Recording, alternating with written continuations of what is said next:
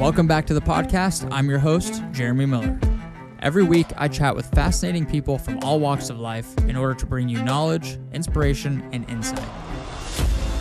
If you enjoy the show, you can support it by subscribing, leaving a review, and sharing it with a friend. This is the Jeremy Miller Podcast. I remember growing up in Wyoming, seemed like every summer there was just like that apocalyptic smoke that would roll in from Canada or Montana, or even in Casper, like we had that little range and right in front of the town, and like even that would have a fire every few years. It sucks. Like, I mean, sometimes the air quality is so bad you can't even go outside. Like, you don't want to exercise outside because it's just so bad. Yep.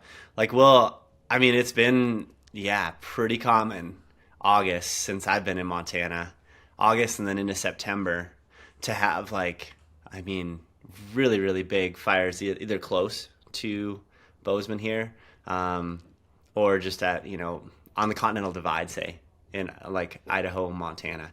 And I'm like, that stuff will roll in and we'll have like ash on our cars. I was like the rut, the big race in Big Sky. There's like a big race in Big Sky, and it's been several years.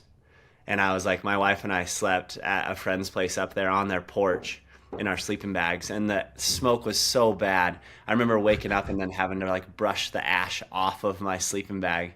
But I'm like, the race still went on, but it is definitely not healthy for you to be running in that stuff. Oh my gosh. That's a running, is it like an ultra, or I guess I don't know that race. It's you should look it up. The Rut is a really, really phenomenal ultra. They have like a 50K, 28K. It runs multiple days. They have a vertical kilometer. It's really spectacular. Thousands of people show up for it. And it runs like all around Big Sky, the resort. The 50K and the 28K and the vertical kilometer go to the top of Lone Peak, which is, like this just big pyramid of a mountain it comes out of the blue. Like, there's not any other mountains really that close to it, but you end up running around the resort in an awesome, like, they have a great course. And then, it winds you down, takes you back up, and you climb this ridge called Bone Crusher to the top of Lone Peak, and then you descend off Lone Peak and continue running the race. And it's damn epic. It's epic to say the least. There's like cables and stuff going up Bone Crusher that if you wanted to hold on, you could. It's really exposed. Super, super great race. Have you have you done that race before? Yeah. Oh my gosh. What did you say the distance was on it? They got a 50K, and then a 28K. And I think this year, I didn't look. They used to have an 11K, but I think they do like a 13K or something like that. And then a vertical kilometer, which is like from the base of the resort, you start and you just go to the top of Lone Peak, it's really fun. So in an hour, say, of your time, you're like way down in the bottom and you make it all the way to the top of Lone Peak. And then you ride the tram, because it's a ski resort. So you ride the tram back down off of Lone Peak. So it's a really special race. They do like a trifecta. If you do the vertical kilometer, the 28K and the 50K, it would be like the trifecta over the weekend, which not a lot of people do. Dude, but that's the that rut. Sounds like fun. It is. I've never like run in Europe or anything like that, but I think it has a lot of that feel. It used to be one of the Skyrunner, I don't know, qualifiers or whatever they are. And it's got that same feel because so many people show up, and you appreciate like small town, like trail runs and stuff for just being just that. Like, it's like local hometown, like, like pretty low key, but this one's just so special because of like the buzz in the air, because it's usually over Labor Day. This year they moved it like 2 weeks because of construction at the resort, is my understanding. So it's like middle of September.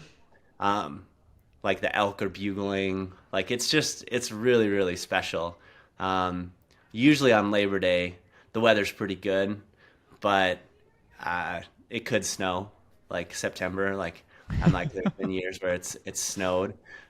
This year, being like the second week of, or into the second week of September, I don't know. We'll see. It could be on the fence of whether or not it snows and they have to reroute the course because it gets pretty epic out there for sure. Yeah, dude, that's one of my favorite parts about ultras and mountain stuff is like the unpredictable aspect of it. Like you have Hmm. no clue what's gonna happen, what the weather's gonna do.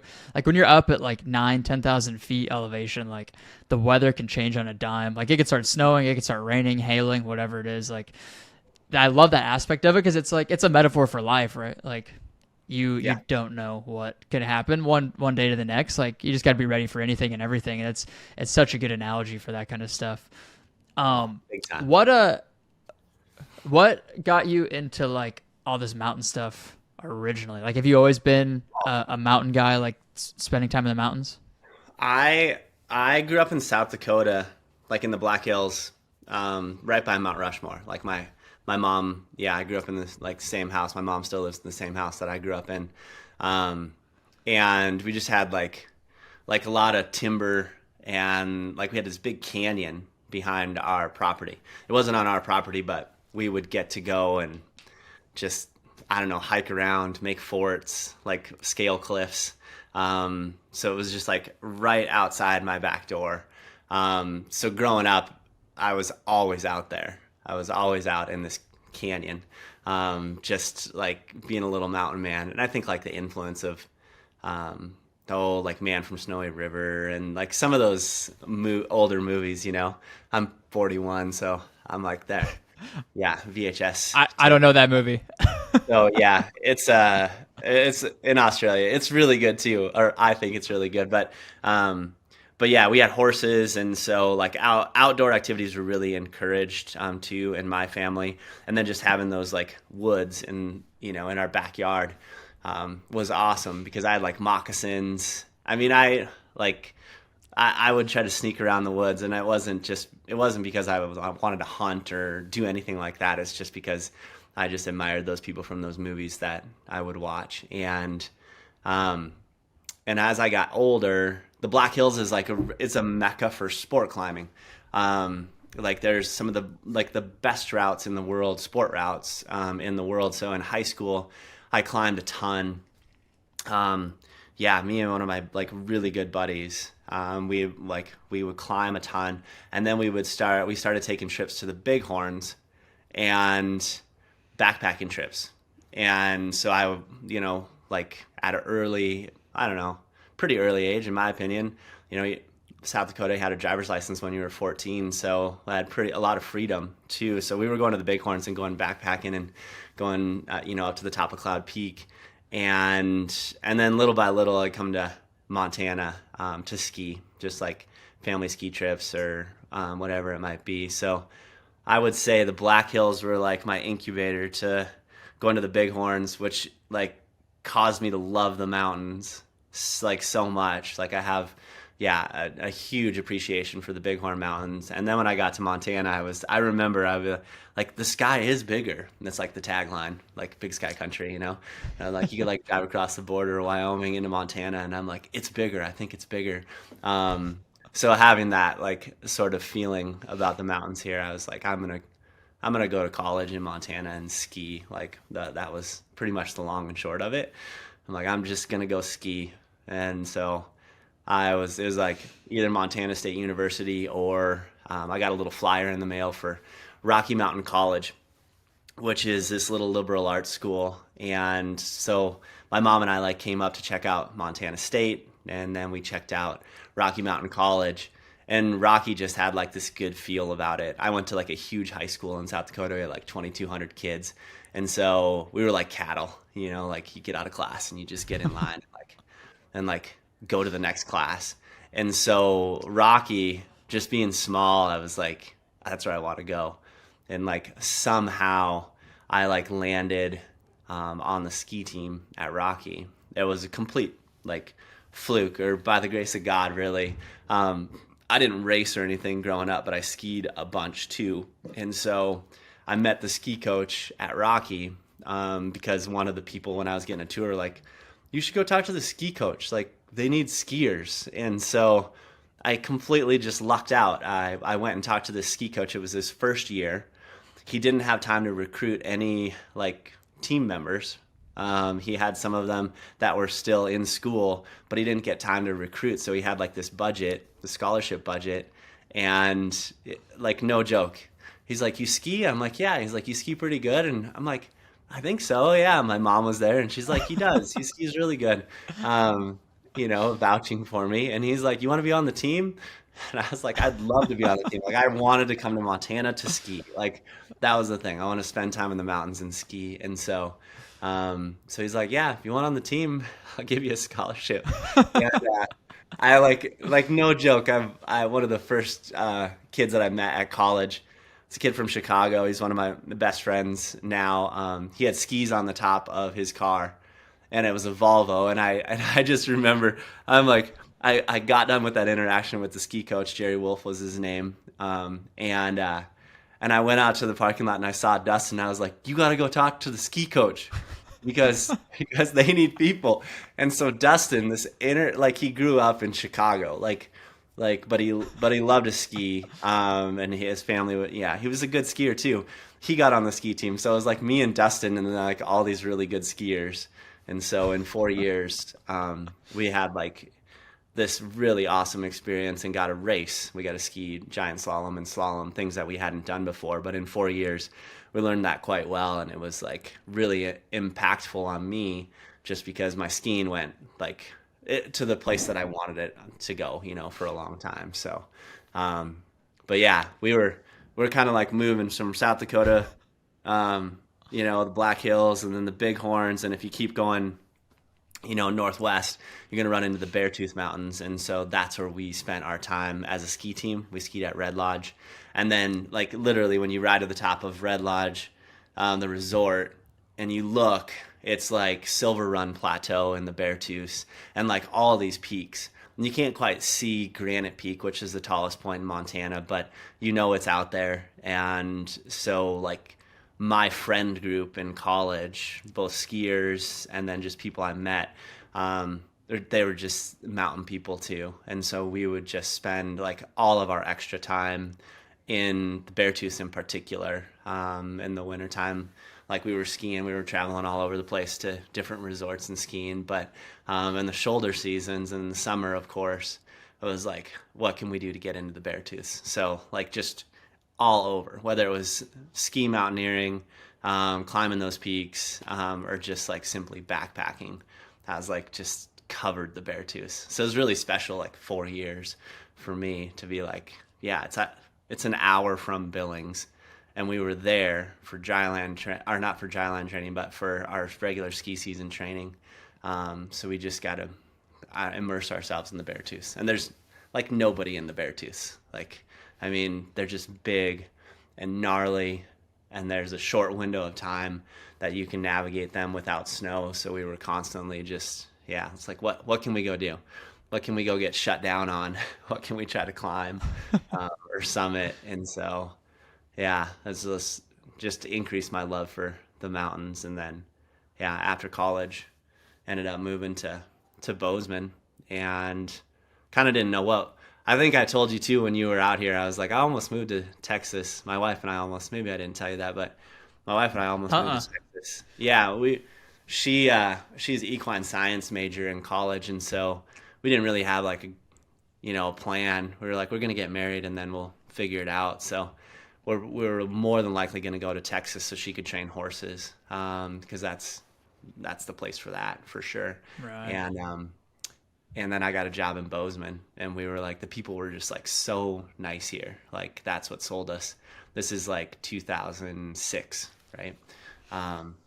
And so it wasn't really on our radar, but I got a job and we're like, well, let's stay in Bozeman. We can keep skiing and doing what we like love to do here. Although I was ready for an adventure in Texas too. I was like, yeah, let's go for it. So, and we've been here since. So like, yes, the mountains here, the Beartooths aren't that far away. Still make it to the Beartooths a lot, but I just continued to ski. And then my wife actually, with her friend group, she started running This is like a number of years. This is a long answer to your question of why I love the mountains. No, I love hearing all this. But I she started running with her friend group, and they started running the Ragnar races, and they'd run like, I don't know, local like half marathons. And Bozeman has a really great running community. Like, it's just ingrained in the DNA of Bozeman. Like, yeah, people run here. Like, it's really, really cool and special. So there's like, yeah, Thursday night brew runs and this, that, and everything. But she started running those with her friend group, and they were all like, they were training, and they'd go and they'd run. Those Ragnar races are like, you get a van, and then everybody does like their leg of the race, and then the next person goes and they start, and they run for, I don't know, 24, 48 hours. They just keep running, just to kind of in a rotation. And I went to one of them that they had in, I think it was Idaho, that they were doing, and I was just like really blown away about like how positive and encouraging that environment was. And I was like, and I like growing up too, like I loved the mountains, and I loved walking, but I had asthma, so I was always the guy who got out of the mile run because I was on inhalers. And I think it was like allergy induced asthma, really, because I ended up growing out of it when I went to college. But I'm like, I never ran.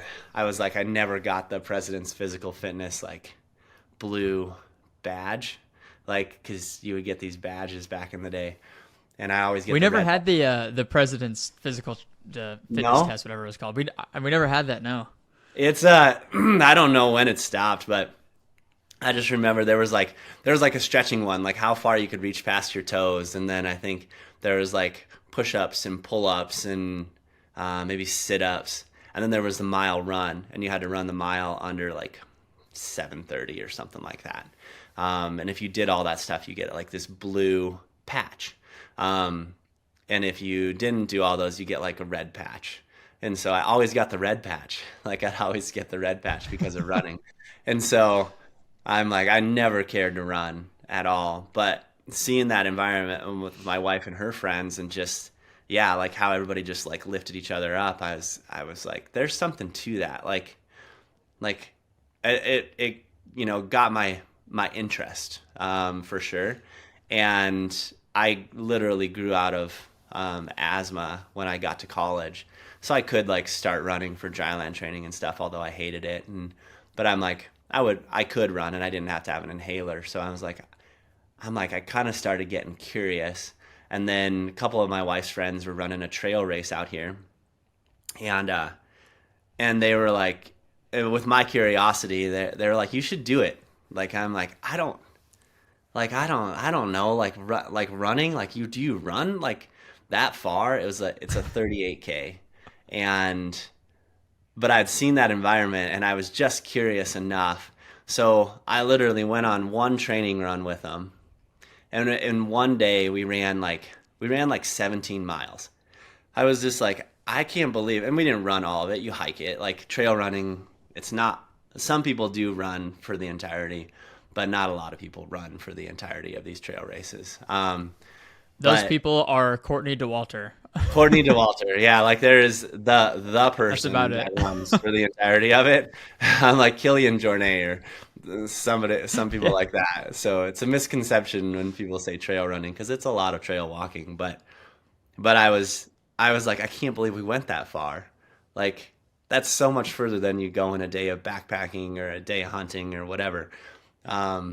And then I signed up for the race and went and did it. And it's, not a marathon, whatever, 23 miles. But I like was completely devastated. Like, I've never like chafed before. Like, I experienced things that I'm like, you just can't even, like, you can't make this stuff up. I did one training run, and then I did a 38K, and like my body my upper body was like all these little like bumps, like water blisters almost, because I just never sweated that way with the t-shirt on before, in that short amount of time. And like, I had chafing in places that I was like, what is up with this? But I was hooked immediately. Like, crossing the finish line of that race, I was just like, I got to do this. Like, I got to dive in full force. Like, this is so cool. There's a lot to learn. I mean, I literally couldn't walk after it. I was like, my knees hurt so bad. But I was just like, I know I can like figure it out. And like the people cheering and like the like high fives and hugs and all that stuff at the end just totally hooked me. I just love that sort of positive environment. And I mean, I just went on a tangent after that. Like it took me a long time to walk. My IT band on my right side was like toast, like completely toast. So I'm so like stubborn that I went to my buddy who's a PA and I'm like, could you give me a cortisone shot? Cause I'm like, I need to like fix this IT band. Cause I'd Google searched enough and I was just like, and that's not the thing you should do at all. I wouldn't tell anybody like go off the couch and devastate yourself, but it is a good way to like be like, all right, like now I would like to figure this out and I'd like to dive into the details and become a student of it for sure. So I got a cortisone shot from him. He did that for me and I was like, now I can walk, you know? And then I just like started on a training plan of sorts, but I would go to the gym at, you know, Fuel Fitness in Bozeman, like pretty much every morning. Always like kind of my dryland training from college. I kind of took that same philosophy and would go and just stay in shape so I could do, you know, what I wanted to when I wanted to. And there was a trainer there, Jimmy Alsobrook, and he is really well known in Bozeman, but just like the nicest guy. And so if you tell him like what you're doing, he was always one to be like, all right, here's what you need. He'd give you sort of a plan, an informal plan, just because he geeks out on helping people out. And so I love people like that. Dude, he'd just like come over. He's like, Weston, here's what you need to do now. And so I just like would listen and learn. And I kind of knew some people that ran, of course, my wife's friends group, but they ran a lot of roads and stuff. So not necessarily trail runners. And then I just signed up. That next summer, I signed up for like every race. Like I was running a race like every 3 weeks. I was like, I'm just going to do all of it. And it was awesome. I'm like, I completely devastated myself again. My left IT band then went and I was just like, cause I did my PT and stretching and stuff on my right one. I got that cortisone shot. And then I went back to my buddy and got another cortisone shot on my left IT band. Cause I was like, I have to run the Ridge Run, which is the Bridger Mountains. There's a race here. It's like pretty famous in Bozeman. It just runs the length of the Bridger Mountains. And I went to my buddy and he's like, Weston, like, you can't wing it. You know, I'm like, what was I, late 20s, I guess. He's like, you can't wing it. You're getting older. Like, you gotta like, I'm like, oh, I am training and doing this, but learning about time on your feet running, and like what sort of like stretching and mobility you need to do was one of the things that I was getting better at, but I wasn't that good. So he gave me one more. He's like, this is the last cortisone shot. He's like, you need to figure this out. So that just made me dig in even more and, you know, like dive into the IT band stuff, which there wasn't a lot of information on, but it kind of boils down to doing pigeon pose mostly for me. And then just making sure that I'm like really consistent on that, stretching that whole IT band all the way down, you know, like your lower back all the way down through your feet, honestly. Did you find that like glute exercises would help with your IT band too? Because I used to have terrible IT band issues, and then I would strengthen my glutes, like do like a lot of RDLs and deadlifts and stuff, and the IT band stuff would go away. I totally went on that path too, with the glute activation and RDLs in particular. Then I ended up tearing my hamstring in my right side, my high hamstring from RDLs. Like I remember it like it was yesterday because I was at Fuel Fitness. I was doing RDLs. Jimmy was like, "You got to do RDLs for running," figuring this IT band stuff out and that glute activation. And I just went too heavy. Like, you don't have to go heavy on RDLs. And I went too heavy. And it was before the rut then, which we were talking about earlier. And I just have, I mean, like high hamstring tear. Like, and I have like rather large glutes. So it's really hard for me to, like, I'm like on a softball and a piece of PVC pipe trying to like roll that stuff out. Gosh. And that was too, like, it was a loose plan of sorts, you know. I'm just kind of dabbling in this, learning from people that are around me and saying like, what are you doing? What are you doing? And strength is always like a big component, but also, yeah, having somebody actually say like, don't go over this weight would be a good thing for a person like me who is like, oh yeah, I'll just go for it. Like kind of wing it sort of. But I know I need to do it. But I totally tore, and I did a little bit on my left at the same time. Dang. I was like, man, so like two whole You were a years mess of for a IT little band. bit. Yeah, I'm like 2 whole years of IT band and then high hamstring. But the thing about a lot of this stuff is too is like it's not like so debilitating. You start learning that you need to take time off and you need to heal, which is like one of the biggest things I think for anybody in fitness to recognize is like, it's okay to rest. It's okay to let your body recover, because we're driven like just enough to be like, no, it's okay. Like, it's okay. Like, I'll be fine. I'll run through it. Like, even getting a cortisone shot, like in hindsight, is a really silly thing to do. Like, you don't need that. It's not good for you in the long run.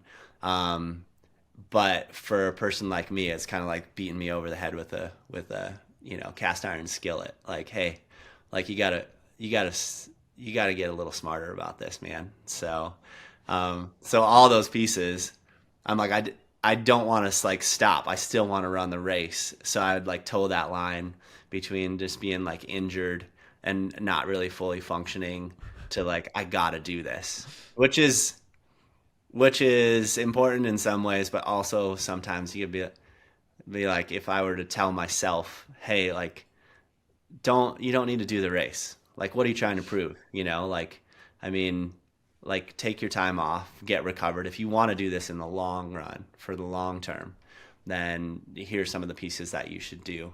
And I think a lot of it comes down to, like, now you would get a coach and you would have somebody who has all that experience. Like, for me, I'm like, I can tell people this now. I'm not a coach or anything like that, but I can tell people like, hey, like, ease into it. Don't go off the couch. Like, that's not a good idea.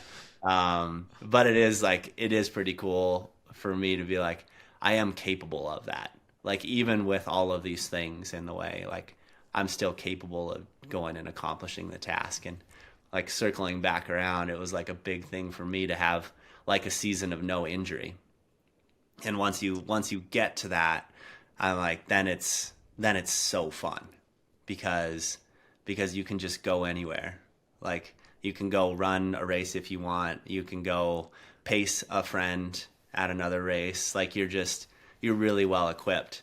My path just took like quite a few more years than a person who would get on an actual plan and follow that plan through. So yeah, that's a good point of like, I think there is kind of a time and place where you want to push yourself like that, because like when you're first getting into something like running, like, you don't really know where your limits are. And like, if you are a person like yourself, who's obviously like, you've got the discipline and motivation and like, you're willing to keep pushing forward, even though you've got all these roadblocks in front of you, like, I think it's important to kind of sometimes, at least once or twice, get to the point where obviously you're not causing like a long-term injury or where it's going to, screw you up forever. But like, and some IT band issues isn't going to kill you. It just takes time to heal it up. But like, without doing that, like, you wouldn't have found your limits, and like, you wouldn't have, opened some of these doors to like, oh, I can actually do these things if I want to. I just need to figure out how to be smarter about it. Right.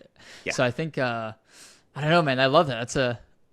That was, dude, I love hearing people's origin stories, and it makes so much sense now. Like, all the things that you do, and like why you run hundreds and why you're like so involved in all this mountain stuff. It makes sense because you're like born and bred in the mountains. You've always been outside, always been doing like physical things.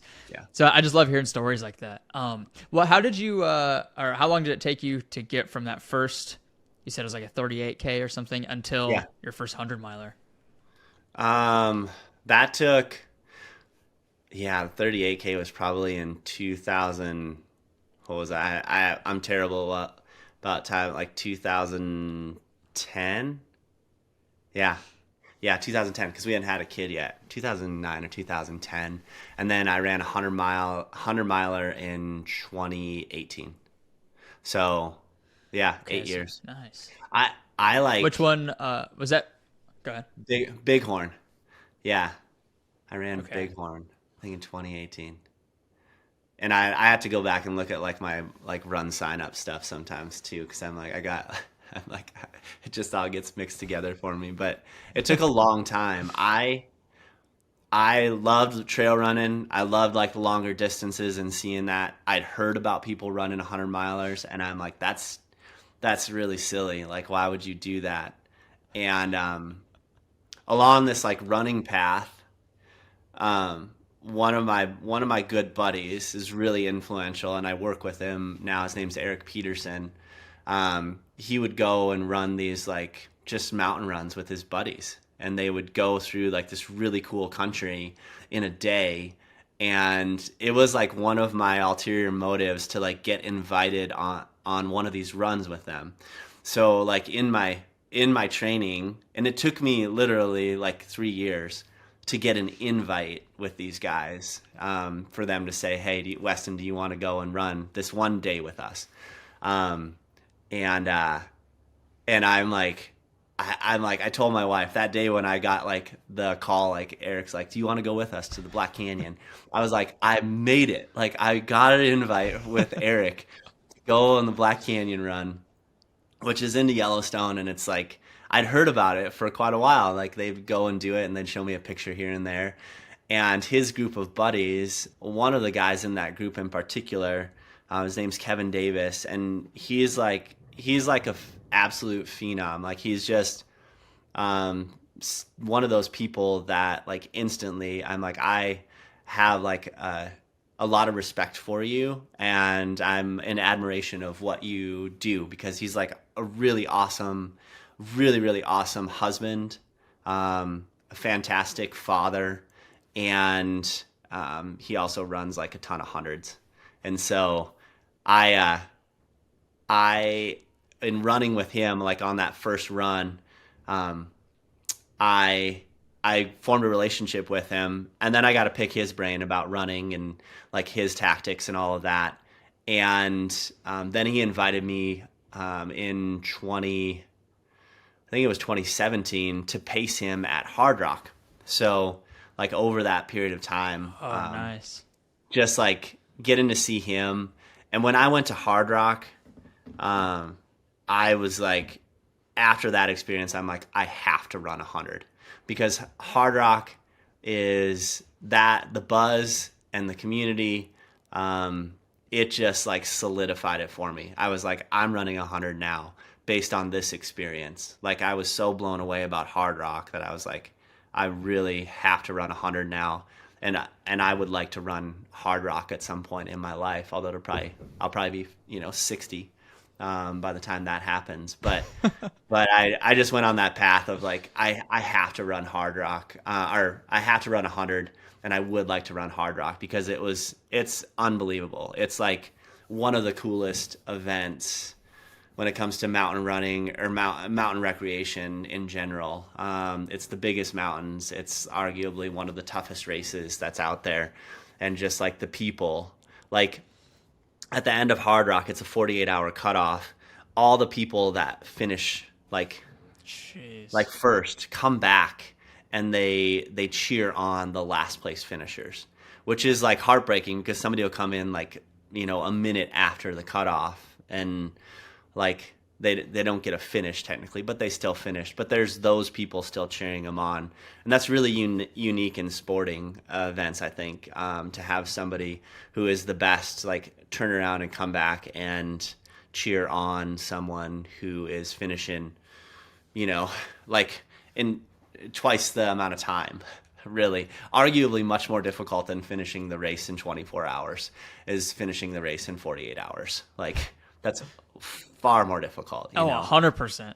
It's like, but that whole experience for me, I was like, yeah, I got to do it. So I was like, sign me up. I'll do that. And 100-mile races, they tend to be all consuming. Like I'm did that, and I did one other one then in 21, and I was like, they just take over. Like, even though you don't want it to, like when I started running, I was like, it's so simple. Like, I don't need anything, just a pair of shoes and, like some water and some trail mix, That's the biggest lie everybody tells It you. is. Like, next thing you know, like my son, I remember one time in the grocery store, it was like, he was like, he wanted something in the checkout line, some candy or something. And I was like, no, you can't get that. Like, and he's like, you always get what you want. And I'm like, I'm buying groceries. He's like, no, you always buy running shoes. I was like, well played. Like, that's fair. His observation of me was buying more running shoes. Cause yeah, you get sucked into that, and you're like, I need this pair for this, and this pair for this, and this pair for this. And so it gets bigger than what you initially think. Well, a lot of things do. Like, that they're going to take more work than you initially think. And hundreds are that way for me. And it's not like you have to, for me, like, I have to do one every year, but it is something where I'm like, I do have it on my list. Like, I would like to do this one down the road, but I'm not going to let running take over my life so much so that what my kids are interested in or what my wife wants to do is taking a backseat to my running.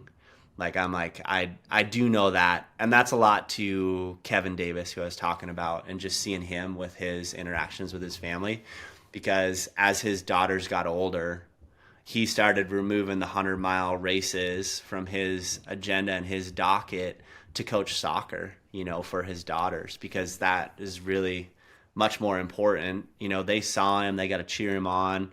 And the same with my kids. They've got to see it. I think it's good to set an example, and it's fun. It's fun personally for me when my son's like, you hear him, or both of them say like, yeah, my dad's run 100 miles before. I was like, like, that makes my heart happy that that's impactful on them. Like, they know that that's a long ways to run. And I hope that one day they do that, or if they want to, they draw on that even. Like, I'm like, because we can push ourselves a lot further than we recognize, then 100 miles is a good litmus test for that. Because, like, I mean, it's really not that long of a period of time in the big scheme of things, and life's going to throw like a whole bunch of other tough stuff at you, and you can take those lessons from running 100 miles or 200 miles or running a 5K, honestly. Like, running's running. And say, like, I did that, like, now I can do this, like, really tough thing that's coming my way. So, yeah. I love that, dude. Yeah, that's a good point you just made at the end of, like, not everybody has to go run 100 miles, but it's like, hard is relative. It's like the hardest thing that you've ever done is the hardest thing that you've ever done. And that could be a 5K. That could be a mile for some people. Totally. But it's like, continuing to push those limits and unlock these different things that you think that you're capable of. And I think almost always you're going to surprise yourself, and you're always going to be able to do more. Like, I was just pacing before I saw you at Crazy Mountain last weekend. I was pacing out at Tahoe 200, and one of my buddies, he's 22, and he was doing his first 200 miler, and he wanted to quit so bad at 100 miles. Like, he was beat mentally, physically, wanted to quit so bad. And we like just sat down, had a talk, how to get a reset, and then he'd crush another 100 miles after that. It's like, unreal. What the mental aspect of these things are so fascinating, and it's I haven't run 100 miles yet. I'm signing up for Bighorn next year, which I'm stoked that was your first one too. I didn't realize that was your first one. Bighorn, it's so like sentimental to me for kind of similar reasons to you, where like I grew up going to the Bighorns every summer, and so I love that part of your story as well. But what was the other 100 miler that you did in 2021? I did the Wyoming Range 100. It was a first year race. Oh, you've done that one. Okay. Yeah, and it was so fantastic. Like, it was like so many lessons wrapped up into one race. Um, coming out of COVID, working from home, training like that year, even for me of training was like, well, I guess I had signed up for it in 2020 and then COVID canceled it. And then I ended up doing it in 2021. That would have been, yeah, their first year then technically. But I was like, I mean, I ran by myself. It was just really interesting to train and do all that. Come home, do my work and then jet out to the mountains. So then coming into that race too, it was just interesting because people are starting to, be okay. And then in the running community too, like we're all hyper conscious of our health. Like I don't want to get sick because I don't want it to mess with anything running wise. Like I don't want any lung problems. Like I'm nervous about that. So yeah, getting back into then the 100-mile scene in this kind of hometown race, a first year race. There's a lot of what ifs on a first year race. It's even the Crazy Mountain 100 going last year for the first time. You just don't know. And I'm that's one of the things for me. I chalk it up to curiosity. I love that. I love not knowing. I do know the route. Yes, there is a route there. You can make it across these mountains. People have for a long time. So I like that kind of self-sufficient style. But even training for it, it lends itself nicely to Bozeman style of training, a lot of vert. We've got that. So I'm I know different from Bighorn. Bighorn, you can run a lot more of it, but this one, I'm it's going to be a lot of power hiking, which is in my wheelhouse. And even getting ready for that race, it was in August, and that weather, it changing, as we were talking earlier on too, it can change in a moment.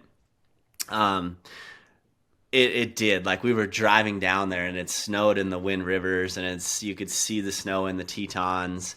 And I'm just oh, this is going to be everything I want. I love that when it gets gnarly. I love just yeah, with the right gear, just charging. And you can make it through a lot of that stuff if you are prepared. And then this storm really settled in. And so we got all the way to Pinedale, which is where the race is supposed to start, the night before. And in the pre-race meeting, they said, hey, we're going to change the course entirely. It's going to be an out and back now as opposed to a point to point. So we drove all the way back to the finish. And this is the night before. And so in a lot of these things too, you're planning, you're what is this going to be? Where do I need? I have all my drop bags. I have all my crew.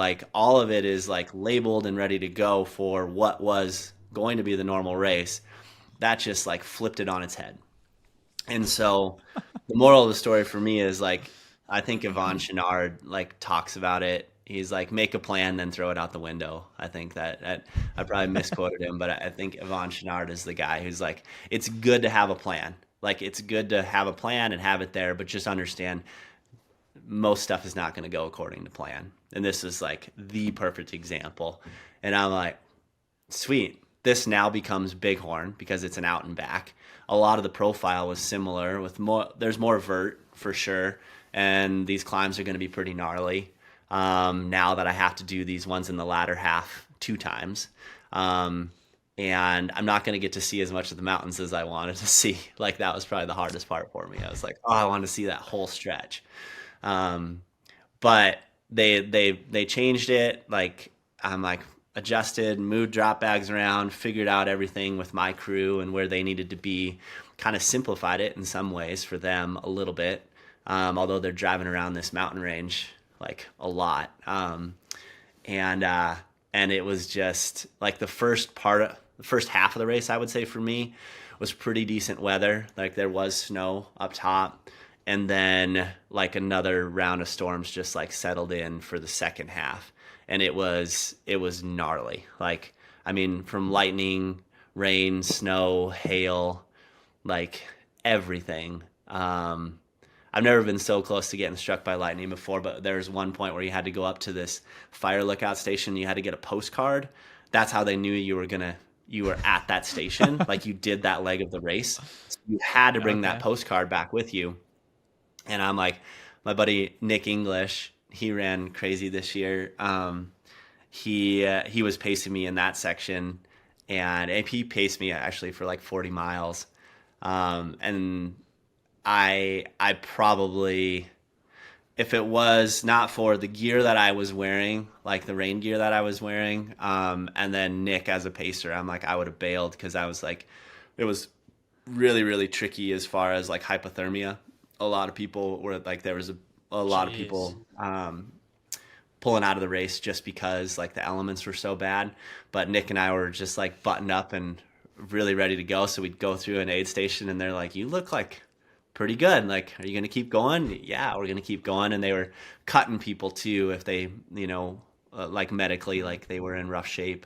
And so we just kept charging, and it just kept raining and kept raining. And then there's this evening section, I don't know, like 70-ish miles in, and Nick is just in front of me, and he's just yelling, "Hey bear," like "Hey bear." And it's like really thick and overgrown. And when it rains, it just like, it even gets like even tighter, it seems like.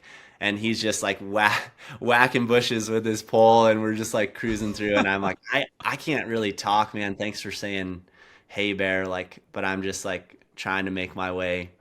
And the course too, like, since it was supposed to be a point to point, the way that they marked the course was in one direction. So a lot of those flags and stuff didn't work in the other direction. So coming in, you couldn't see a lot of the course markings. And then there's a lot of off trail too. And so it was really hard to navigate. Like, there was a lot of sections where the runners, those of us that were out there, especially in the dark, were just like, where do you have it? Do you have it? We're following our GPX files and stuff, but everything's a little different. I mean, I was off course for, I don't even know, probably 7 miles at one point, and recognized that. And then like coming back with Nick, I was just moving so slow because the rain had just like set in, and the trail was just pure water. And you could go up on the side of the trail if you wanted to, and then you'd drop back in, and your feet would get so cold in the water. I would kind of go back and forth. We had like several river crossings which are like blown up in the pitch black, and I'm just like, man, like this could get like really tricky. So Nick would go and like cross and make sure that I could cross, and then I'd go and then make it across, fortunately. But the river blew up like big time. And we were still just trying to find the trail. At one point, like the last aid station, I'm like, we could see the fire in their aid station, and like we just couldn't make our way. It was all willows and alders, and like we're like, where is the trail? There's no trail. Like, and we eventually did make it. We were like cross the river, go back across. Like, it was just a complete adventure. And still like one of the highlights of my life for sure. But we made it to that aid station. They had that like little mini burger sliders with like mustard and pickles on them. I was like, thank you so much. And they were like, we knew you were out here, because there's like not very many people like in the race now at this point. And not very much communication. My wife was like, yeah, we could use our inReach, and that's about it. So I'd send her an inReach, and when it would go through, she would kind of find where I was. But as far as the race goes, you're pretty much out there on your own. So my wife was wondering where I was, and I'm like, I'll make it. And it took me 42 hours to finish that race. Gosh. And it was like, I'd never hallucinated before. I never got to that point, but it was always like one of my things. I'm like, I would like to push myself to that point. Like, I'd love to get out there.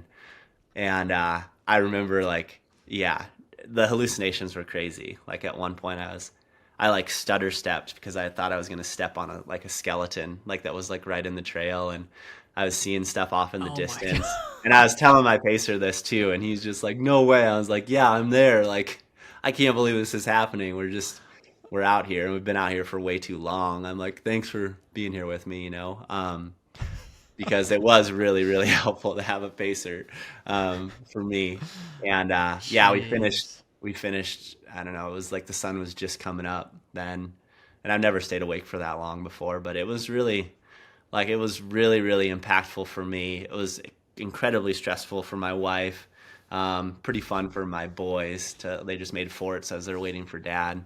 And yeah, that race. I would love to go back and do it. My wife will have nothing of it, but I will sign up for it at some point. Do the point to point. Dude, that sounds like... Yeah, it was epic. So, yeah. Dude, it sounds like such an adventure. And you kind of said a minute ago of like, these aren't really races a lot of times, like these hundreds. It's more of like adventure / survival at some points where it's like, just get to the next aid station, just get to the finish line. Like you're not really concerned about time or anything. You're just like, just get to the next point basically, which is, it's so fascinating. And I feel like 100 miles is becoming more and more normalized now. Like I feel like the marathon used to seem, at least to me, the marathon used to seem so like, oh my gosh, you ran a marathon. And now there's like moms with like 5 kids that go out and just run a marathon, and it's like nothing.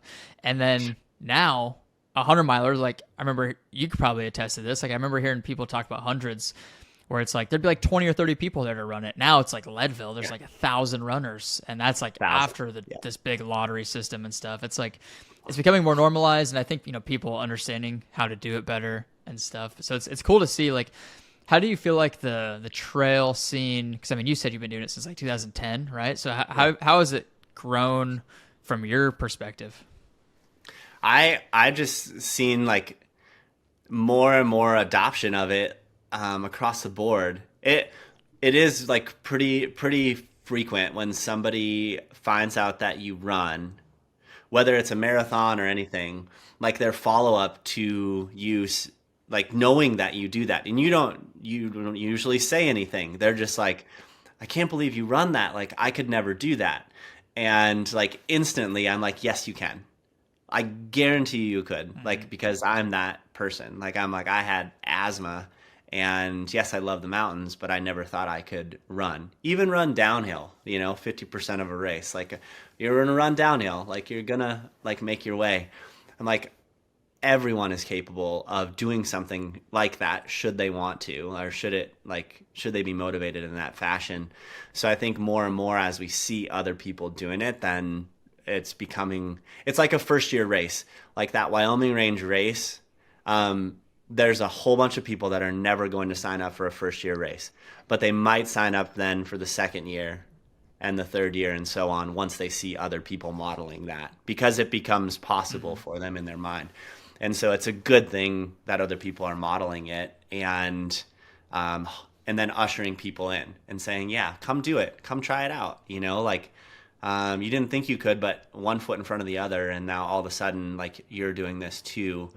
And it's, I call it like manufactured hardship, because now in today's day and age, we don't have a lot of actual hardship. Like even 100 years ago, or say 150 years ago, like, you may not live through the day. You may not live through the week if you don't eat, or if you get a toothache, like you may not live through the month if you get a toothache.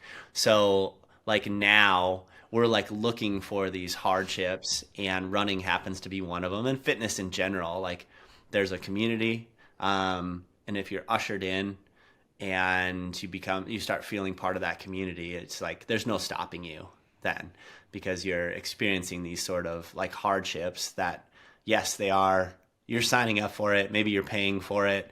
Maybe you're just showing up for it, but you learn a lot of those lessons about life through doing those, kind of getting yourself in that mode and committing to something and executing on it regardless. I would say too, regardless of outcome. Like, I mean, even not completing something is more valuable than completing something. Like, people call it failing, but I'm like, you're going to learn more from that. You're going to learn more from an injury or an upset, or, that other like hardship that you couldn't fathom before.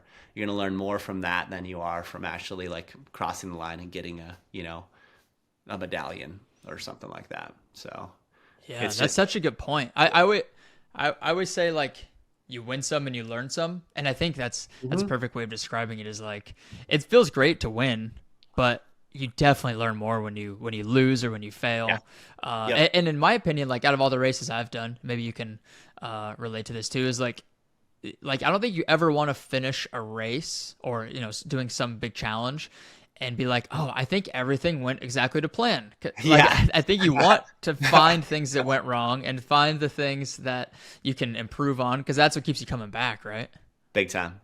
Yeah, big time. I'm like those little tweaks you can make, because you're like, oh, I just want to like.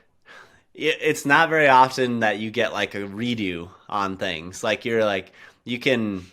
I do this with like on a day-to-day basis with my boys, like going to school, say.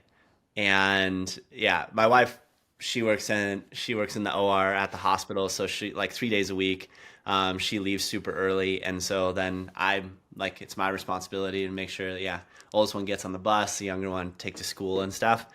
And there was like a period of time too where I would like really hustle them.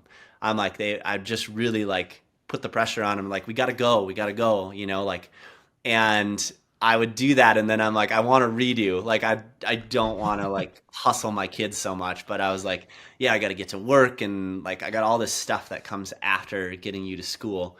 And I'm like, and you would have the next day to try to like do it better or not hustle them as much. And racing is one of those, like, as far as like if you do one, you're going to see all those things that you want to improve on. And then you're inevitably going to want to do another one, because you're like, that's where I tested it out. And then you have a period of time where you can work on all those things, like your patience, and you can make those tweaks, and then you can go and do it again. And then you'll learn from that one as well. So I'm like, those little pieces are priceless. I think running lends itself well to that. So, yeah. What do you think is the hardest part about hundreds or these mountain races? Is it the patience? Because that seems like a big thing that I've had to overcome as my races get longer, and it seems like that's one of the things I hear people talk about a lot. What do you think that's the hardest thing, or what would you say is the hardest thing about these? For me, it's yeah, patience, or call it pacing, your pace. Like, pace and patience like go hand in hand, I think, because it's like, when do I go? Like, my buddy Kevin, he at Bighorn too, and like saying, he's like, Bighorn does not stop until you hit Jaws. Like, that first 50 mile, or does not start until you hit Jaws. Like, that first 50 miles is nothing. Don't even consider it a race. Like, when you hit Jaws, that's when it becomes the race. And so that's like the pace game. How patient are you? Because you start out and you're like, I feel so good. This is awesome. Everybody's running. That guy's running. That gal's running. Like, how do you go about that? Like, do you get sucked into that, or do you go like at your speed and say, yep, I want to keep it in the tank so that I can finish strong? And so like that's the piece for me. Not that it's the hardest, but it's like the most interesting piece of the puzzle. Like, I'm like, because if you do that right, then you have it in the tank and you can finish strong. And you can see, well, yeah, maybe I could improve. Maybe I could cut time off. I don't know. When I do it again one day, like, I know that I can make these little tweaks and I can push it a little bit more, 30% of the way through, but then back it off again. So, and then stomach. I'm like, stomach is like the one. I'm like that if I have a successful race and my stomach didn't blow up, I'm like, it is a successful race if my stomach didn't go. Like, I'm like, yep, I did it well. My body is processing everything the way it should. I'm fueling. And so for me individually, I'm like, I consider that like a success. So we all know, like, day in and day out, what we put in our bodies is like, it's really impactful, and we don't necessarily key into it like in everyday life, but it does. Like, it pays off, and like yeah, hydrating and having good nutrition pays off like dividends in like how you feel and how moody you are and how patient you are with your kids, like that sort of stuff too. So you get those lessons from running as well. But what's your like normal day-to-day diet look like? And then what does your race day nutrition look like? I like we eat a lot of wild game. Like I love to hunt, so we eat like primarily elk, deer, antelope. Nice. So we do have that red meat. And then That stuff's like superfood. It is. There's not any fat in it, so like there's no fat. So like I grew up pretty like homeopathic. My mom's really homeopathic, and so I love that sort of like, yeah, we have a garden, like we'll do that. We have a short season here, but pretty well rounded when it comes down to it. It's not like I stay away. Like my wife makes sourdough bread. Like I love that. I still have carbs.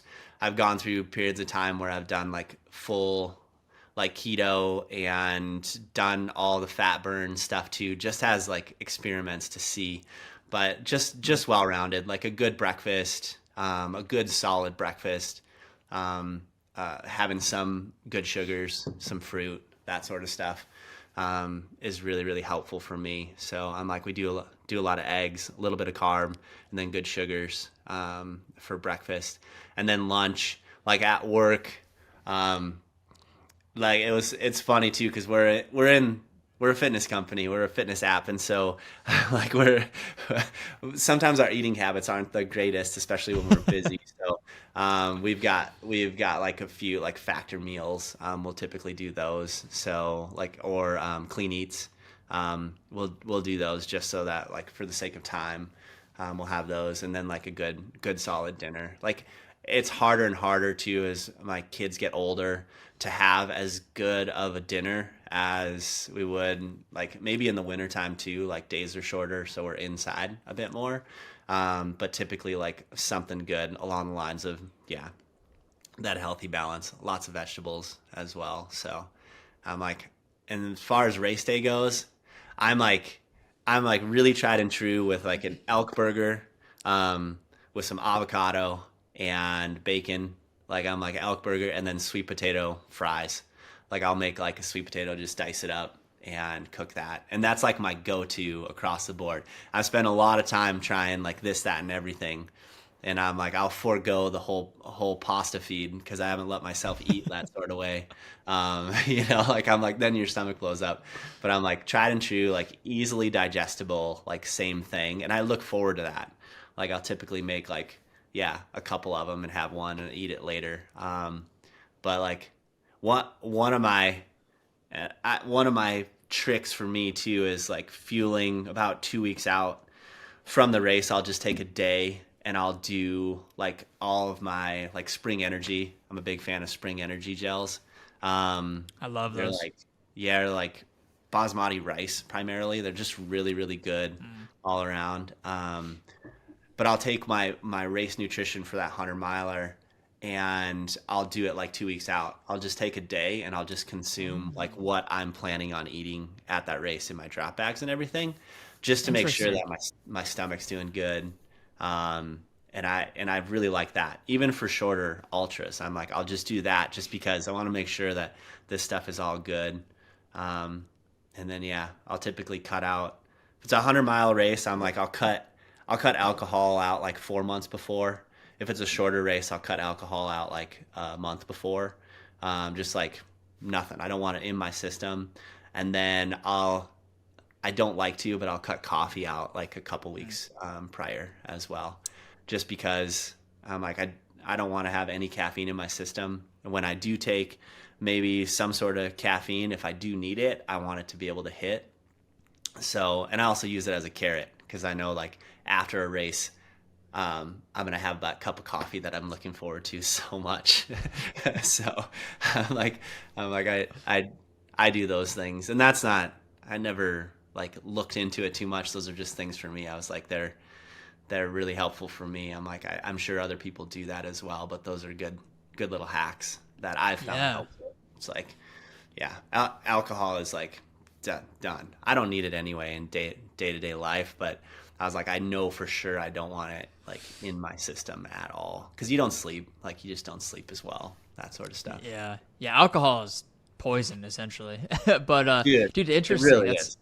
Yeah. That's such a cool philosophy. I think I might have to steal that from you, of like the like one day, like a couple weeks out from the race, just like go all in on your race day nutrition.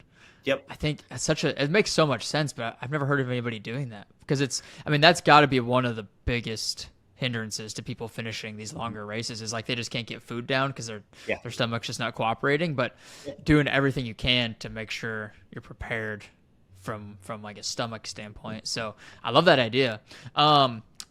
Let's chat about Mountain Tough for a minute. Yeah. How did you get linked in with Mountain Tough, and just for anybody that doesn't know, kind of give us a rundown of what Mountain Tough does. Absolutely. Mountain Tough, we're a fitness app, and so like my sister in the early days would call it like Peloton for hunters. But it started in 2016 by Dustin Diefenderfer. And Dustin is one of my good buddies. I met him at not that first trail race I did, but it was a couple years after that. It was at the Bangtail Divide Trail race. I ran up to this guy in the middle of the race, and he had an elk horn on his shirt. And so I naturally started talking to him about hunting, because I figured if he had an elk horn on his shirt, he was probably a hunter. It turns out he was, and we finished that race, and we became like fast friends after that. And through like just life and the cool way that life works. When he started Mountain Tough in 2016, I was going to Fuel Fitness still, doing my thing. He's like, could I train you? Because he's like, I want to train backcountry hunters, because he's a longtime runner and has run all kinds of stuff. And so, but he'd find when he put a backpack on and go in the mountains that he didn't have the endurance that he thought he would have from running, because it's two different disciplines. Like all of this is like what do you want to do, and what is that puzzle? How do you figure out how to do that well? So he started training backcountry hunters because there was a need. No one was training them specifically. A lot of people were doing their running and doing their strength, but it's a very unique blend of that. And for me, Mike Wolf started the Mountain Project, and Mike Wolf is a phenomenal runner. He's the one who puts on the rut. He started the Mountain Project gym in Bozeman at the same time that Dustin started Mountain Tough. And so both gyms, but proximity to my work, Mountain Tough was closer. So I was like, Mike, I'm sorry, I can't drive all the way across town to come to your gym. But I started training then with Dustin. One, he was my friend, and two, proximity was really close. And that, for me, was the point at which I really started dialing in my strength program. Because I am a hunter, I noticed the same thing. I'd run, and I'm like, I can go up and down, and I can walk an elk down, honestly. But I started like really needing strength. As you get older, you lose muscle mass, especially running, and I was like, I just need that strength component. So it worked really well for me and kind of my formula with Mountain Tough. Fast forward a bit, like I was in software. I did software for like 8 years at a really great company, and I had a lot of time and flexibility to run all the time, which is awesome. But I came on board with Mountain Tough full time like a year and a half ago, essentially, because Dustin had grown the business and moved to an app based as opposed to a web based training platform. Moved to the app, and he's training backcountry hunters, but it's growing and growing.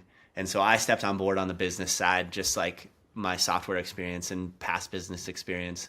Like, let's keep growing this and let's keep helping people on their path. So Mountain Tough, although focused initially on the backcountry hunter, is a really unique training style. It is like a hybrid athlete style. It's unique in and of itself. It's not CrossFit. It's not all endurance. It's not all strength. It's just this really unique blend. And so moving to the app, we're just able to meet a lot of people where they're at. So a lot along the lines of, if you find running and you find it's something that you like to do, like you feel part of that community. And so the same goes for Mountain Tough.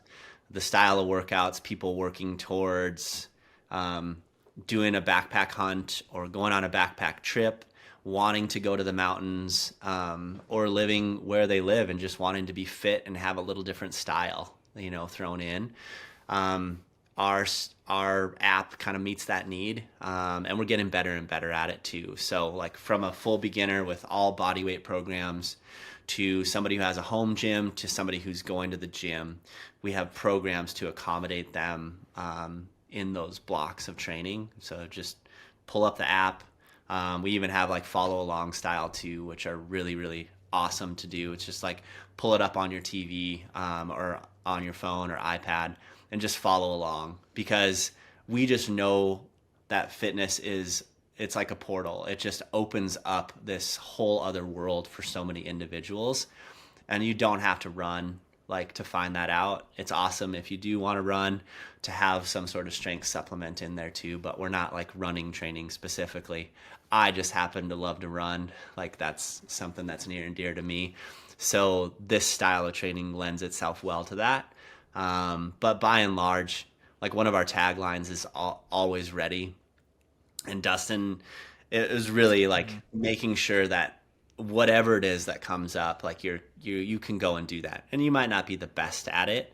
Like if it's a race, if you're training in this style, like you're not going to podium because you're not training specifically for a race, but you can go and do it and you can finish it and you can walk away not being hobbled too. So, and then in that, like we've just organically had this sort of military following, which is really cool because we're like backcountry hunting focused and mountain travel.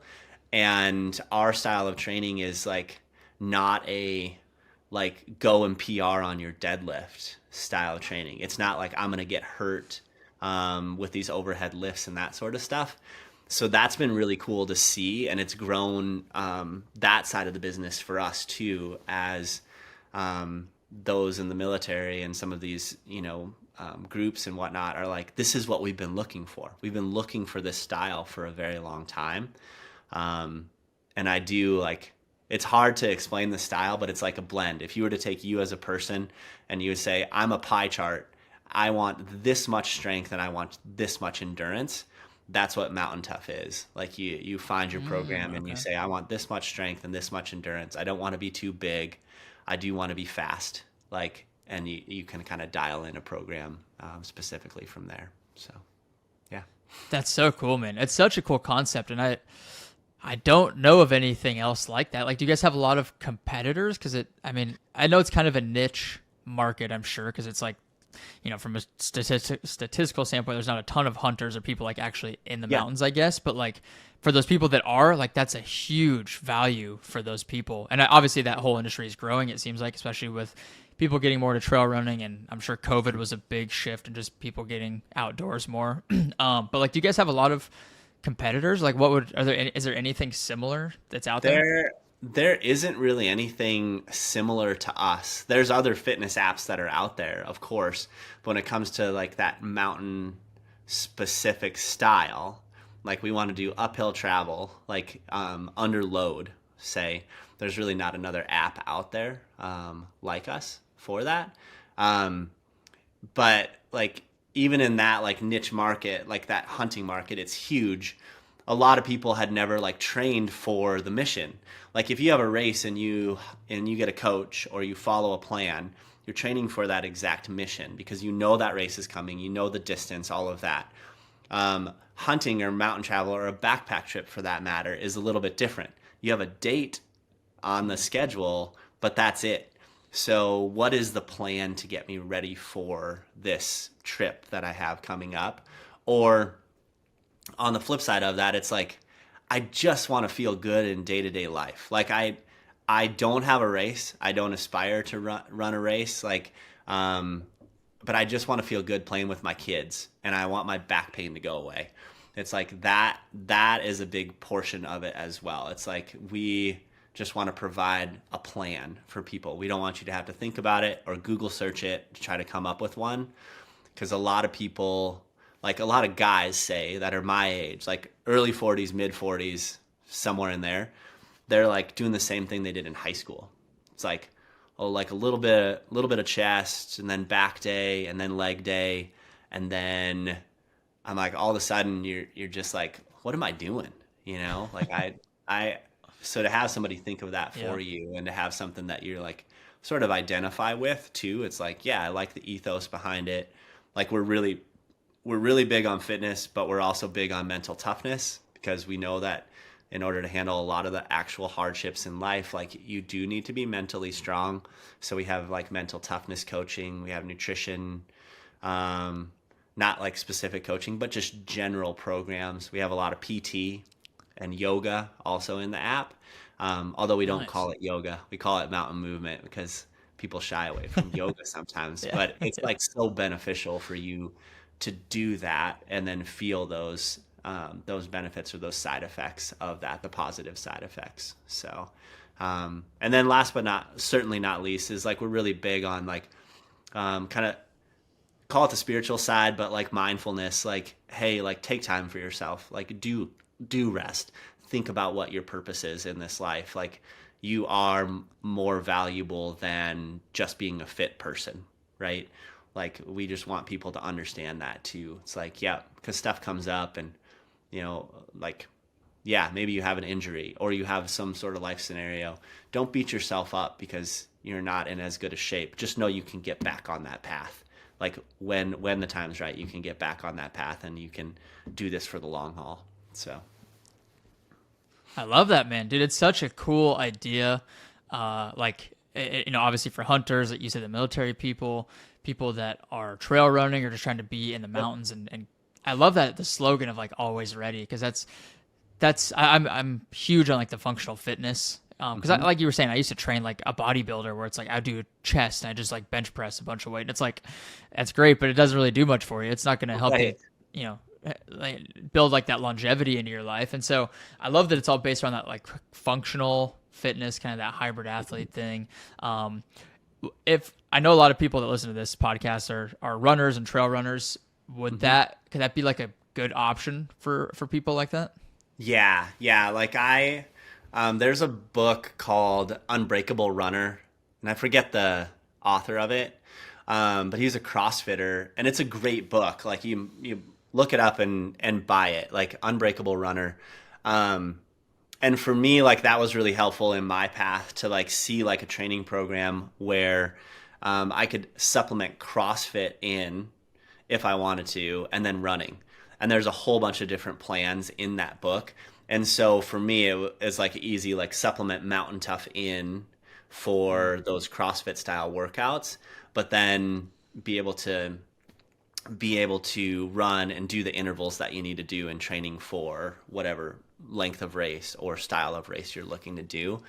And so for me, Mountain Tough is just that supplement. It's not CrossFit. I was like, I never really did CrossFit, but I do understand like the importance of the CrossFit community and how people just feel at home there, and they feel part of something, and they're working towards something. So that like is really, really helpful in that running piece, because like you do need to have a couple strength days in there. You do need to have mobility when you're running.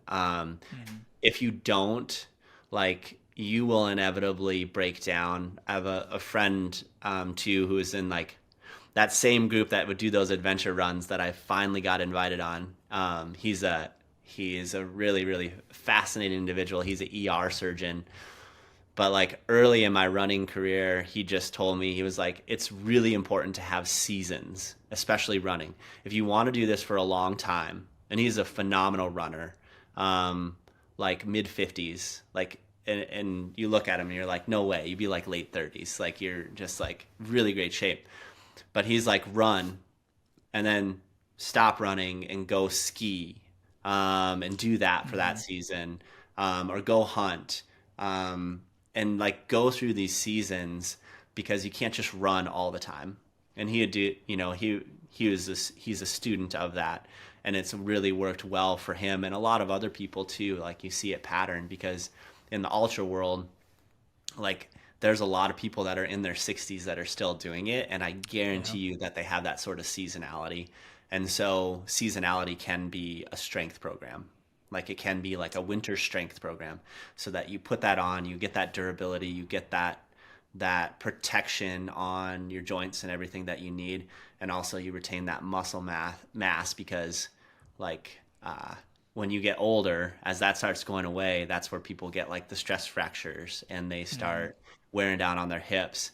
And I talked to a guy just last week on the phone, and he's 63, and he told me the same thing too. I called up because he had a question about his account and that sort of stuff, and he was like, I'm still doing this, and I really appreciate the strength side, but I also, like, he ran a lot, and he was like, I have 2 fake hips now because all I did was run, like, and that's not to scare people away. It's just to say, like, look at the blend and just know that you can't, it's all a puzzle. So, like, add in a couple different pieces, a couple different elements, whether that's yoga for you, like, go join hot yoga. Like, you want to see your run and go, like, through the roof, do hot yoga. Like, it's so difficult, like, and your mobility like goes through the roof. You'll feel like you're on springs, like that sort of like blend is really, really helpful. And that's where Mountain Tough is filling that niche for some people. And hopefully more people too, as we continue to grow. So, yeah. I love that. Yeah. I love that you guys add in all the other stuff, like the yoga or the mountain movement, as you call it, the mindfulness stuff. It's like a full, like, all-encompassing kind of app. I love just the mission and like just because there's nothing else like it out there. I think you gave me access to it. I need to dive into it a little bit more because like I strength train like 4 to 5 times a week. Okay. But I do feel like I would just want to learn more and like see what, like, how you guys trained, especially for myself as I'm getting more into these ultras and like the 100-miler specifically in these mountain races. Cause it's like, that's another good point too, of like somebody like me who lives not in a mountainous area. That's where I think the strength stuff comes into play even more. Cause if I'm trying to train here where it's totally flat, not on trails or anything, I have to supplement some other way to like try and get some of that mountain training. Big time. So that'd probably be a great piece as well. I love that. And the seasonality thing is huge too. Like I think it helps prevent burnout mentally. Also, because it's 100%. If you're just running, it's going to kill you mentally at some point too. So I think, switching it up and having the seasons and, the strength training is huge for injury prevention, obviously. What is your, so I know you said business development's kind of your title there. What's like your sort of day-to-day duties look like? Yeah, I'm just helping expand the reach. So we have a small team. We have 7 full-time folks too. And so just having conversations, even like meeting somebody like you, and then like through Colin, having those conversations, like that all came up out of like Sorenex's Winter Strong event that they do. Like I never met Colin before, right? And so it's just like I love the network. Like I love seeing how this world is so small and how you can help connect. And so on the business side, that's great for me because I do love fitness. I love like seeing people like tap into their full potential. So being able to expand that reach with Mountain Tough is really, really unique for me. So I'm passionate about that. And I like getting conversations started and just seeing where they go. It's kind of that whole thing is the plan is to have the conversation, and then out of that, like something great will typically happen. There's always a reason for everything. So I'm like, that for me is the big piece with Mountain Tough, expanding the reach. I blend a little bit into marketing, although I don't geek out on marketing. But yeah, we'll call it sales of sorts, but it's a pretty easy thing to sell. When it comes down to it, it's like, just try it out. Like on your journey, this may fit. This may be like the perfect solution to you where you're at right now, and you will benefit from committing to something. Like commit to the plan, and then just know that the plan changes and you can adjust as needed. So yeah, day to day, a lot of conversations, a lot of emails, text messages. Since I started at Mountain Tough, I'm like, I've never had this many like text messages for business on my phone ever. It was like always software. It was always email and phone calls. And I'm like, I have a lot of phone calls. I have a ton of text messages. It's like my network is just like blown up. And it's really fun to get to share with people, like it's fun to get to share my experiences because I think that that's valuable to have those and share them. And then network. I'm like, I never meet, somebody like you, and you're going to come back and run Bighorn. Not that I get to go down there and like crew you or pace you, but I can definitely share with you, like the race doesn't start till Jaws, like that was shared with me. I'm going to share that with you too. So yeah. Dude, I need that. I love that though, man. Like just like, I'm sure, the hunting and running communities are so similar, I feel like, because it's kind of a niche thing, from like the general population, it's a very small percentage. But because of that, it's such a tight knit community. Everybody knows everybody. And I feel like now like trail running and backcountry hunting are kind of becoming like interconnected, which is really cool. Yep. One thing I definitely wanted to ask you about is, so one of my buddies and I were starting this running community brand called Switchback. And we're going to really lean into like trail running. We're starting with electrolytes. So it's like one part like high quality endurance supplements like electrolytes, and then the other part's going to be like a big focus on in-person events and running events and stuff. And it sounds like trying to do something with you guys would be absolutely perfect. Do you guys do a lot of in-person events or community things? Since we're a small team, like it's hard for us to do the in-person pieces just because with life. But we just had our first like big community event called Tough Fest. It was in June. So that was like on site at our facility, like all day. Like there was a fitness component to it, but there was like a lot of speakers and that sort of stuff as well. So we're always game to help support and help spread the word about any of that stuff. Oftentimes we can't make it ourselves to those events, but fellow mountain toughers usually, like with the community as large as it is, are just like, yeah, I'm in, like I'll be there to help whatever it may be. But yeah, those sort of little, like, call them pop-up style events, like we have some like in the works too, where we're just like, oh, it'd be so cool to be able to pull this off, like everybody all at once, same time, same place, just different or same time, same date, different location.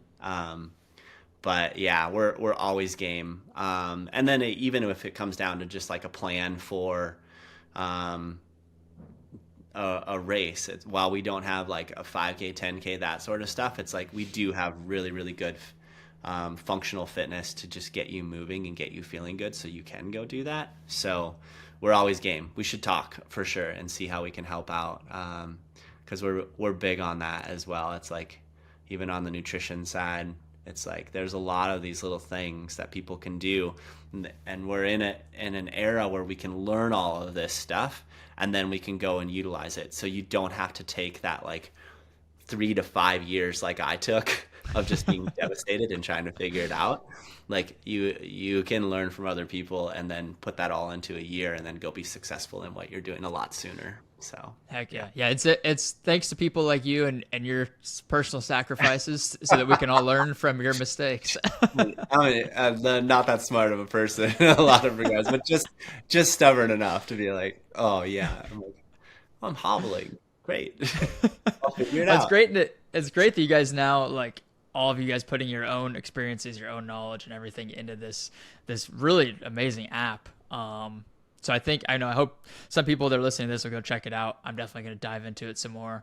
But dude, this was a ton of fun. I know you're a busy guy. You've probably got a million phone calls and emails and text messages. I'm off to Michigan. So I'm like, now I'll be, vacation. Although my brother-in-law in Michigan, he and his coworkers have been doing Mountain Tough for a really long time. They were some of the like early adopters of Mountain Tough, and like they are religious about it at their work. They have a gym at their work, and a couple of them are hunters, but then a couple of other guys that do Mountain Tough every day at noon.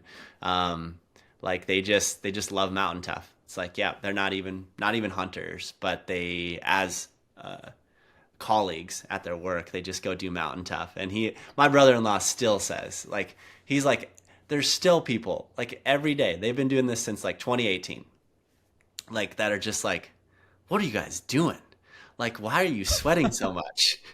And they just have rolled it into their routine, and it just fits their lifestyles, so that my brother-in-law will say, like, when I want to go like help the neighbor move a chest freezer, because that comes up. It's like my back doesn't hurt me for Yep. however many days afterwards. But I'm like, I always go and try to get a workout or two in with them at their work gym, which is pretty fun in Michigan. Which I was like, you guys That's are hard awesome. chargers. So, but yeah, man, It's so funny how like people that that. are getting it's funny how people that are getting after it, like if you have a healthy diet, you exercise every day, like you seem so crazy to the average person. It's like it's so wild to me. Yeah, we had, like there was a guy that emailed in, and he was like, I just have to tell you guys, I was at the gym on the rower, and he's going to town in one of our workout programs, preseason prep, and he had picked that machine for his cardio portion. And there's another dude that came and got on the machine right next to him, and they both are just like going to town on the rowers, and they looked over and they're like, you doing mountain tough? And both of them were doing mountain tough. And I was like, that's when we know like we're doing the right thing, is like two people at the gym, not just one, are both side by side, and they're like, they don't know each other, but they both just happen to say like, you're working really hard. You must be doing mountain tough. So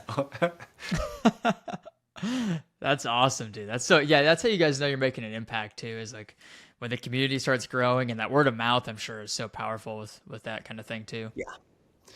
yeah, like just people finding something, saying, yep, this is something that I like line up with, identify with, whether that's running.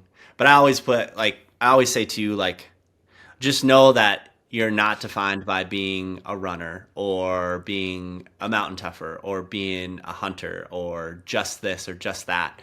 Like, you're so much more. Like, you're a capable human being. You are like made, like, you are very, very special and unique, and you have a lot to offer this world. So like, let fitness be the portal that makes that evident to you. I can say that for even me, like in my journey, it's like, gosh, like, yeah, if I don't get a run, that's okay.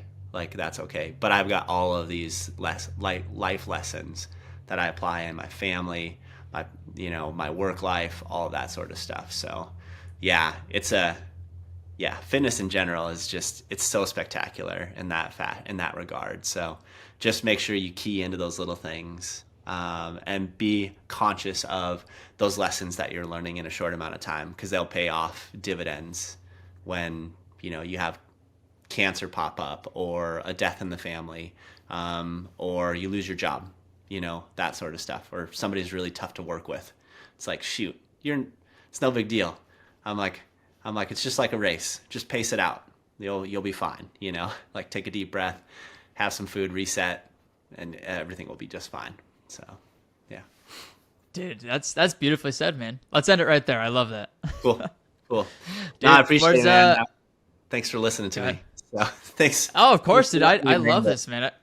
I love, like I said, I love hearing people's origin stories, and like more about their perspective and their thought process. And it's like, I just love learning from people and getting to know somebody. It's like, when else would we have been able to just sit on a call and chat for an hour and a half? It's like, I don't know, it's fun. I love podcasting so much. So thanks for coming on, dude. Yeah, you should, when you come back up to Montana, we'll go on a mountain run, and we'll just go friggin', I'm like, yeah, it's like a podcast on steroids. Like, go wander in the mountains for a while, and then just see what conversations come up, because that's pretty special as well. So, but yeah, more than welcome. As long as I can keep up with you. Oh no, you want have any problem? I'm slow and steady, man. I'm just slow and steady. So, yeah, that's good.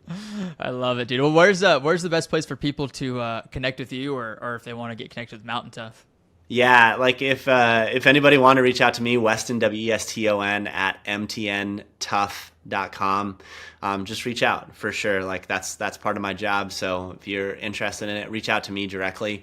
But check out Mountain Tough _fitness on the socials, all that stuff. We're out there, but you can go to mountaintough.com, learn more about the app as well, and you can check it out. There's like a 14-day free trial on it, so just check it out and see if it's something that fits the bill in your life and your lifestyle.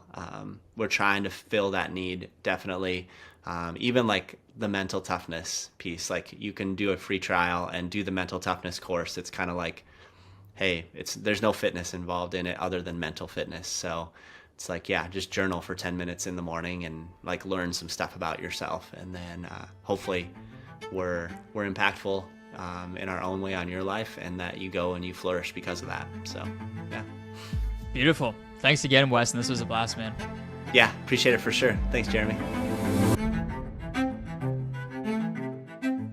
Thank you so much for tuning into the show. If you enjoyed this episode, please make sure to subscribe to the channel, leave a review, and share it with a friend. We'll see you in the next one.